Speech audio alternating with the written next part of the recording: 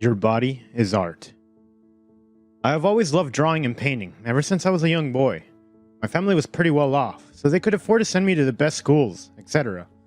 But as I grew older, my father wanted to see me take a different approach, such as focusing getting into business school. That was far from what I wanted to do with my life, so we clashed. I ended up moving out of the house when I was 18. I was still on okay terms with my parents, but I'd been cut off. The only person who was always supportive of my dream was my older sister, Erica. She was always protective of me and trying to make sure that everything went well for me. Due to me moving out, I did not see myself furthering my education. I just painted by night and did odd jobs by day. I was also very antisocial. I did not enjoy people's company. I preferred my brushes. Because of that, I had no friends or lovers. I found it all too exhausting, and I just focused on my art and actually making something of myself. I applied to many galleries in and out of town, but I never got any promising response. So I was the definition of the starving artist. Everything I made, I invested back into my art, because I was so passionate. I rented a 2-room apartment with no roommate. My sister helped me pay the bulk of the rent, no matter how much I had refused in the beginning. She was simply too kind for her own good. One day, while she was visiting me, I got some mail. I saw that it had the logo of an art gallery that I had applied to. I skimmed through the letter expecting to see that I had not been offered a place to showcase my art again. It was always the same thing. My art was beautiful, but it lacked something. I had to put something of myself in it. That was what I'd gotten last time. I kinda got what they meant. Maybe I was too rigid and lacked personality. Being around people drained me. At school, I'd been called arrogant more times than I could count, but I had no patience for this word. I preferred to read and draw, to get lost in the worlds that did not exist, and to create my own world. But Erica insisted that I had to learn to live and experience the world, different people. But I preferred to draw fantasies, worlds and people I would only meet in my dreams. I skimmed through the letter, but this time it was different. They said that they had shortlisted me for an exhibition, but that I had to submit 2 pieces for them, one of my own choice, and another that was a prompt for them. I was happy to do so until I saw what the prompt was. A nude portrait? The hell? I exclaimed. Of course it had to be a nude portrait. When was anything so easy for me? Trust me, I had no aversion to the human body, nor was I scared. I just did not feel as if I was that interesting to paint, especially naked. And on top of that, I had to find a model for it, be it male or female. I cannot do this. I folded the letter and put it away. You cannot draw the human body? She asked. Of course I can draw basic anatomy, but I don't want to. Why should I paint a naked human though? I sighed. I would have no trouble coming up with a concept for the first painting, but the second would be troublesome. You are unbelievable, she suddenly exclaimed. Why? I asked. You're very good at your art, and you love it with a passion, but you refuse to put yourself out there. Where will you get in life if you refuse to live? She asked me. I don't have to, I can just... Too many excuses, she cut me off. But, I tried to explain. You will do this exhibition, you will paint a nude portrait, even if I have to drag you to the easel myself, she said. She was very gentle and small person, but when she put her mind to something, she did not take no for an answer. I knew better than to go against her. She was a dangerous woman, believe it or not. Yes, sister, I will do so, I gulped. Good. Now, who should you use as a muse? She said as she started thinking. After a while, she snapped her fingers as if she had a brilliant idea. Maria would love to, I'm sure of it. She smiled. Maria was a girl that we went to school with, who was always trying to get my attention.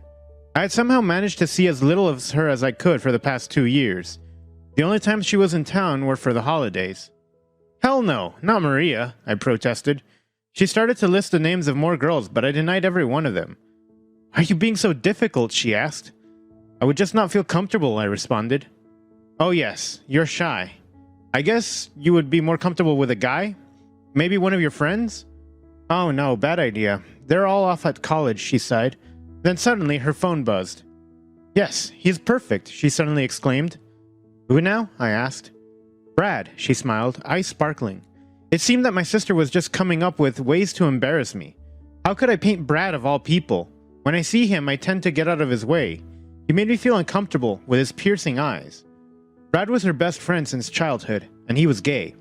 Brad was the confident, loud, and proud.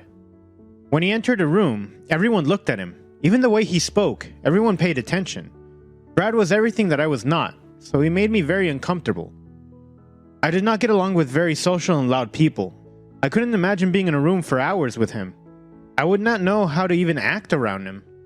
He would never agree. I rolled my eyes. He just did, she said. How? I asked. My powers of persuasion, of course, she smirked. Sometimes she scared me with the way that she was able to easily convince people to do things for her. Now that was a girl who had the whole world wrapped around her finger. Thank you, Erica, I smiled as I leaned over to hug her. I did not deserve her kindness, and how she went about her way to help me. It had been like that since we were kids. She had spoken up for me when I was too shy to do so in social situations. Anything for you, and I want the first ticket to your exhibition when you get accepted, okay? She grinned. Of course, I grinned. I would give her a ticket to see Willy Wonka's factory if I had one. I had no idea how I got lucky enough to have a sister like her. I got Brad's number and started texting him to arrange the days and nights when we would meet for me to paint him. He was very friendly and not as intimidating as I had thought of him. Erica left to go to her place, and I was left alone in my apartment with my thoughts.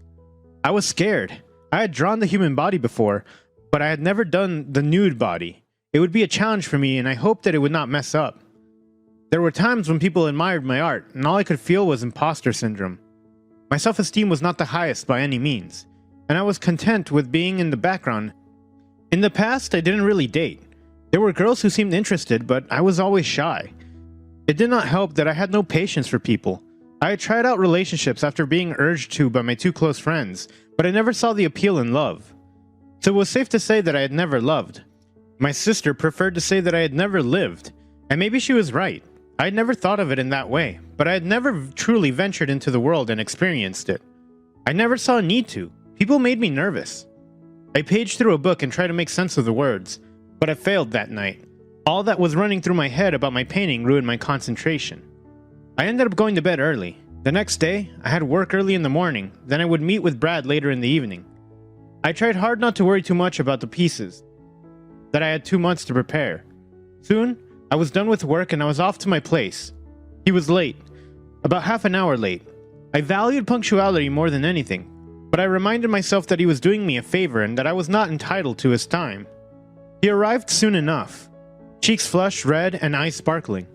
Are you okay? I asked him. He grinned and nodded. Of course I am. I was just horse racing, he said. Oh, you race? I asked. Hardly, it was just a friendly match with my brother, he smiled. Oh, that sounds fun, I smiled. Can you ride a horse? He asked me.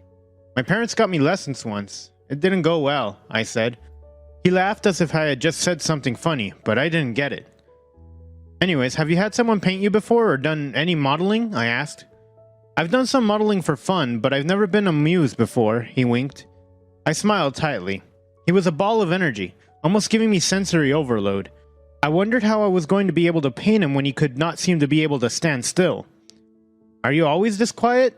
I find it hard to believe that you're related to Erica sometimes, he chuckled. I'm not quiet, I just express myself differently, I said. And you speak so naturally too, he mused. I felt my temper flare, which was very rare. I try not to lose my temper too much, and when I did, I had my art to release it. I calmed it and reminded myself that he was not trying to be mean, he was just brutally honest, it seemed. It's my personality, I guess, I said shortly. Okay, can we get started then? He asked as he started to take off his shirt. No, not here, in my room, I said. Oh, I like the sound of that, he smirked. I could not help blushing. Brad made me uneasy, which is why I avoided him when I was around him, but now there was no way that I could. I needed him, for a month or so. Not every day, of course, but when we were both free. I wanted my painting to be perfection, so I was going to take as long as I could get it to be perfect. I tried not to judge my model from first glance. From what I had seen in the living room, he had a pleasant enough body, not too muscular, more lean. I was sure that I could come up with something decent. We entered my studio. Feel free to put your clothes on the rack over there, and if you need anything, let me know, I said. Awesome. When can I take off my clothes? He asked. He seemed almost too eager, but I brushed it off. No need to take off everything. You can keep your undergarments on. I just need to do a few rough sketches while you pose for me today, I explained. Undergarments? Who uses that word nowadays? He snickered. I glared at him and he quickly hid it. I was trying to keep this as professional as possible, and he was finding stuff to laugh about. He stripped down to his undergarments and I started sketching. He had a good posture and was surprisingly easy to work with. He could easily do most of the poses that I asked him to, and he did not complain about being tired, but he did talk a lot. He was always blabbering about what he had been up to for the last few months and whatever adventurous things he had been up to lately. I did not mind the rambling, and I replied with acknowledgement, which seemed to be enough for him. I thought of a pose that would look good on him and I quickly sketched it, but it did not look nearly as natural as I wanted it to be. I got up and went to adjust him. I was very much aware of his breathing and his scent when I was adjusting him. I tried to keep my hands from shaking as I touched him to adjust him. I was sure that I was just shaking because he was not used to working with a model before. I usually got my references from the internet or magazines when I was doing concept art. I adjusted him and stepped back, but I noticed that his arm was not quite right. I also noticed that he had stopped talking a while ago and was watching me. "You're quite the perfectionist, Richard," he whispered. "Why are you whispering?" I asked him. "I don't want you to break your concentration," he said. Jay stepped back to make sure that the light was hitting him in the right way. It was still early evening and the light was fading quickly. This is why I preferred night shifts. But I didn't get them often, so I had to rely on artificial light most of the time I was painting. "Not bad," I smiled. He raised an eyebrow. "You can smile?" he asked. "Yes, I'm a human, not an object," I rolled my eyes. I quickly sketched the pose. "You can go now. I will arrange with you so that we can meet a bit earlier when you're free," I said. It was no use sketching anyone with this light. The rough sketches I had done were enough for me to get an idea of his body and the kind of painting I wanted. "Can I see?" he asked me. "These are just stick figures for now, but you're free to," I shrugged as I handed my sketchbook to him. He paged through it and I started to pack my pencils. The struggle of losing stuff and only finding it in a stray sketchbook weeks later was one I knew too well. "Your work is perfect, but I wanted to ask," he said. "Sure," I replied. "Your work is beautiful. Most of your stuff is fantasy and creatures, but I do not see anything from when you go out alone," he said. "What do you mean?" I asked him. "It's just that your work is beautiful, but it's too perfect. It's not wild." "But what do I know? I'm not an art critic," he shrugged. He started to put on his clothes. "I don't go out much. I don't know how to be wild," I confessed. I had no idea why I was telling this to a mere acquaintance. I felt as if I had misjudged him in the beginning. I thought of him as an overconfident person who was out of my reach. "Should be more social. You're young. Maybe you should start living," he shrugged. "I don't know what you're talking about. I'm living, am I not? I'm painting. I'm independent," I said. I had no idea who he thought he was to come tell me what I should and should not do. If I did not want to hang out with other people and preferred books to parties, then he could not change me. "Don't get me wrong, I barely know you. What I'm saying is that it would be nice to hang out with you. Your sister always complains about how you don't have a social life," he said. "Gee, thanks, Erica. I love my sister, but she meddled in my life too much sometimes. Do not worry too much about me. Thank you for coming, though, and helping me today. You should tell me how much I owe you," I said. "Oh no, you don't have to give me money, but if you would like to..." "Would you come to this event with me?" he asked as he handed me what seemed to be a ticket. "A party?" I asked. "Not quite, more like a night to let loose. There will be many activities," he said. "I'm not good around people," I protested. "I get it, but if you change your mind, it's on Saturday. You don't have to be there for long," he said. I found it very weird that he was asking me to go. We were not even friends, and he knew that I was terrible at social situations. I needed to get to the bottom of why he wanted to hang out with me in the first place. "I'll let you know," I said as I looked at the invitation ticket. He grinned and made his way out. Why was this guy who had everything trying to hang out with me? To be continued. Your Body is Art, Part 2. "Are you enjoying yourself?" a voice said from behind me. I nearly jumped and spilled my drink. I'd been looking through the books in the study. That was why my sister never took me anywhere. I always managed to lose her somewhere in the crowd. But unlike my sister, Brad had somehow managed to find me. "Yes, it's a good party," I said as I turned around to face him. "People don't bite, you know. You want to leave? I won't be sad," he sighed. But I could see that he looked a little bit disappointed. I was being beyond antisocial, and he had invited me to his house for this event when he did not even have to. It was just that I felt as if everyone was looking at me. I felt their eyes follow me as soon as I entered, like when my dad used to make me debate when I didn't want to. And the sea of people would make me sick. "A good businessman should be a skilled orator," he used to say, but I could not find it within me to be what he wanted. "Hey, are you okay? You don't seem to be here," he said. His voice brought me back from where my mind had wandered. Yes, I am here. Let us go. I promised to speak to at least one person, I said. And it can't be me or your sister, he raised an eyebrow. I could not help smiling a little bit. He was so energetic and confident, I wondered what it was like to be him. I followed him out and we were in the bustle of people once again. All my senses were instantly attacked with color and sound. It was much classier than a party, but more casual than anything formal.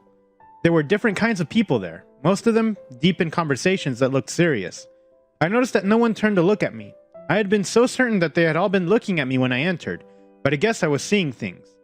He led me to a woman who was standing on her own. Katya, this is Paris, he said. Like the city? You have a nice name, Paris, she said. Her accent sounded different, very European. She talked enough for both of us, and soon I warmed up to her. We talked about everything from art to music. It had been such a long time since I had a conversation with someone that was not small talk. The last time I had it was when I spoke to my best friend Kyle, but he was too busy with college to talk to me nowadays. Katya introduced me to a group of her friends, and soon enough I was talking to more people.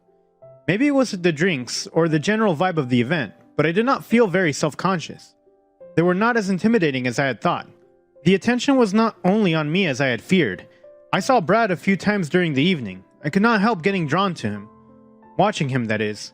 He looked so natural, and the bright lighting would have made for a very good painting. I felt alive for the first time in a long time. Here, among like-minded people, I did not want to leave at the end. I managed to get a few contact details from them. My sister could not stop talking about how she was surprised that I had been talking to people and having fun. It was not as bad as I thought it would be. I survived, I said curtly. She tried, but she could not hide the smile from her face. I've been trying and failing to get you to come with me to events, yet Brad succeeded after one try. Wow, I should start taking notes, she slurred. She could barely open her eyes with the way she was drunk. I was surprised that she could even form a coherent thought at all. When I got home, I was still buzzing from the night out. I had forgotten how to be reserved, somehow, when I had been at Brad's place. Well, his parents' house. I felt as if I wanted to remember this night. It had been so vivid. I had felt so alive. I could not let this fade into my past, so in the middle of the night, I got the inspiration to start painting. I was more careless with my color choices. Forgot cohesion. All I did was lose myself in the process. The lights, the people, time flew as I painted. I was surprised when I looked out the window and saw that it was already morning. I finished up and I fell asleep right then. For the next few weeks, I spent hours with Brad. I could not help raving about the other night, and he indulged me. He and I fell into a routine. I would paint him whenever I could, and then on the weekend, I would spend time with him. He somehow succeeded in dragging me to many places that I had never been to before. You even have a job? You're always out, I asked him one day. Oh, I do. I work at a travel agency part-time. The rest of the time, I just live my life to the fullest, he grinned. And what about a partner? I asked him, as I was mixing the paint to get the right shade of his skin. I have not connected with someone in so long, actually, he said. I find that hard to believe, I said. You'd be surprised. I find it hard to settle down. I'm always on the go, and not a lot of people can handle that, he said. I get it, but don't you want to just be stagnant for a little bit? I asked him. Everyone sees me as this confident person who is untouchable. There is safety in that, he smiled a bit. A wall seemed to go up, and I did not probe further. He seemed to have a lot troubling him. I felt as if he was using the impromptu trips and parties to stop himself from being alone with his thoughts. I saw him, how distant he looked when he was not doing something new. He looked almost haunted. I continued to paint him, then I stopped. I noticed something. I was messier with my strokes. I was more daring with the colors. I was not playing safe anymore. I had not been playing safe ever since I started hanging out with him. I was not sure if I wanted to be safe anymore. He told me to banish my fear and do something new every time. I was starting to talk more with people that I was not familiar with, and I started to see the appeal he found in adrenaline. And then, I would go home and think only of the day we had spent together. Even if it was just an hour, I had managed to make him a part of my schedule, somewhat. Even my sister was complaining that I had stolen her best friend. One night, I had just gotten home from work. I did not have a session planned with him. Then I got a message from my father. We were not on bad terms, but he barely ever spoke to me. He told me that he heard that my paintings were going to be put in the gallery, and that he would be there on the day. I got a lot of mixed emotions when I read his message. I had been trying to be good enough for him all my life. I'd been trying to convince him that my art was good enough, and here he was, coming to scrutinize me on my most important night of my life. I started to breathe very heavily, my mind scrambling. I was scared and angry. What if I messed up, and he told me once again that I would fail at art? I needed Brad. He would be able to tell me something positive and motivate me. I sent him a quick text and he was there in less than 10 minutes. "Are you okay? You look like you might faint," he asked. I broke down and I told him everything that had happened between me and my parents. How I had left to try to make something of myself, yet years later I had nothing to show for it. I never opened up to anyone. I let my feelings eat me up until they went away. But it was different with him. He had been patient with me and slowly coaxed me out of my shell. I trusted him because he had told me things he would never admit to anyone. I woke every day happy to see him and paint him. For those few hours, I could say all that was on my mind and he did not judge me. I could not make sense of the feelings that I had when I was around him. I had never had such feelings towards anyone in my life. He listened to me carefully as I told him, then he pulled in for a hug. I never knew that that was what I needed until I was sobbing in his arms. "Your art is beautiful. You are your art. You will finish both of your paintings and you will be featured at the gallery, and you will succeed. Believe me," he said softly. My heart beat fast when he said those words. I had no idea why his words affected me like that. No one's words had ever affected me like that. "Who are you? What do you do to me?" I suddenly blurted. "I could ask you the same," he smiled. I could not handle how I was feeling anymore. I leaned in close to him and I kissed him, so softly. I stopped breathing as he kissed me back. I don't know how long the moment lasted, but it felt like forever. Our next movements were in sync. He kissed me harder, and my body responded to his. Never had anyone affected me in such a way. I had kissed many girls before, and I was always glad when it was over, but I did not want it to be over with him. We spent the night together. We did nothing more than kiss, but we spoke, till the early hours of the morning. Never had I said so many words to a single person before. He knew what it was like to try and live up to someone's expectations. He revealed to me that he'd hope one day his parents would actually take notice of him. All they ever did was travel and throw money at him, and he acted like he was not fazed by it at all. Things between us changed that night. From then on, we were so much closer. I got used to him sleeping over at my place. And when I was done with the paintings and I was waiting for the decision, he did not stop coming over to my place. We would talk for hours, share sweet kisses, and do it all again. One day, he came over while I was tidying up my studio. He seemed like he needed affection much more than in the past few days. He trailed after me, sulking as I tidied up everything. "You do not care for me," he said. "Big baby," I rolled my eyes. "Heartless." "Childish," I chuckled. The next thing I knew, I felt something cold on my cheek. I turned to look at him and he was holding a bottle of paint. "You are so going to pay for this," I said as I took a nearby bottle of paint and threw it at his sweater. He smirked deviously and charged towards me. He chased me around the room, throwing paint at me. I laughed as I returned his mischievousness. The old me would have never attempted such a thing. I would be too worried about the mess, but at least I had him to help me clean up. We were both very colorful by the time we collapsed on the floor. My heart was beating so fast and I could not stop laughing. Gosh, what did this man do to me? He reached out for my hand and squeezed it once we were both out of breath. I could only shake. I did not have the strength anymore. After I had caught my breath, I turned to look at him, and he was looking at me. He smiled slightly and reached out for my cheek. "Oh no, don't touch me. You're filled with paint," I protested. "Would you look at that? He knows how to joke," he smirked. I stuck out my tongue at him, which was very uncharacteristic of me, but he brought out a side of me that I did not know was there, the mischievous side of me. I looked into his eyes and enjoyed the moment. He looked like a beautiful mess. "Paris?" he said. "Yes, B," I smiled. "Will you be my boyfriend?" he said. I was not shocked. We had been close for the past few weeks. I had easily come to terms with what it meant that I was attracted to him. I was not ashamed of being with him. "Yes," I shouted. He laughed as he brought me in for a light kiss. We lay there for a while, whispering sweet nothings to each other. That was when I remembered that the paint would be difficult to remove. "Oh shit! We have to go to the bathroom and shower. It's going to be painful to get the paint off our skins if we wait too long." "Not all of this is watercolor," I said. "Oh damn," he said as he jumped up. We raced to my bathroom and I started undressing. He looked at me for a moment, and that was when I remembered that it was his first time seeing me in such a state. I had seen him many times before when I was painting him. I suddenly felt self-conscious and turned away from him. "No, don't turn away." Your body is beautiful. You are beautiful, he said into my ear. I shivered. I was unsure of whether it was from the cool breeze or from him. I slowly turned to look at him and saw only truth in his eyes. I got my feedback from the gallery a few days later, and the date of the show. I could hardly sleep in the days leading up to it. I was most nervous about the other portrait that was not nude. I didn't show anyone, not even Brad. It was different from anything that I had ever done before, and I hoped that it would impress everyone. My father told me that he and my mother would be attending. I warned them ahead of time that there was a nude portrait. It was rather an okayish conversation, I would like to think. That night, I dressed up in something formal, and my sister came to pick me up with Brad. I'm proud of you, bro, she said.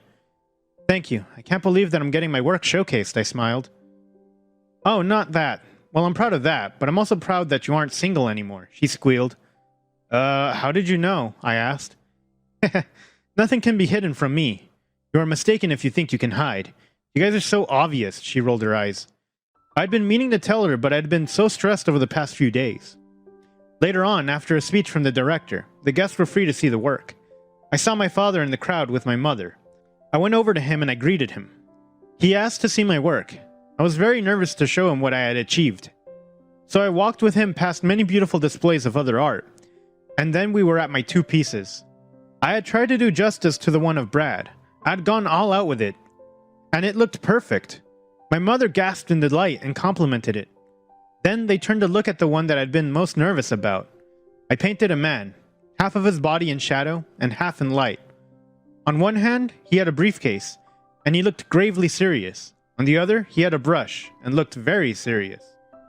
In the painting, I had poured my past, the persona my father had forced on me, and the one that Brad had tried to bring out.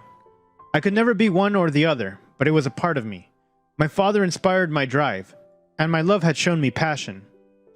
I tried to crush your dreams and have you live mine, he simply said, and squeezed my hand. I am happy in art, father, I said. I have seen, and with that young man I saw earlier, he responded. Finally, they understood. I was not selling my work for millions. The chances of me succeeding were not very high, but I had my family, and I had Brad, who had shown me the way out of my cave, where I had retreated when my father and mother tried to make me into someone I had not. Then Brad had shown me the blinding light, where I would not entirely fit in, but found inspiration for my art. Most of all, I was in love for the first time in my life. Love is truly the most effective medicine for a lost soul. The end. Thanks for watching. Consider subscribing to become part of our Rainbow Force and stay wholesome.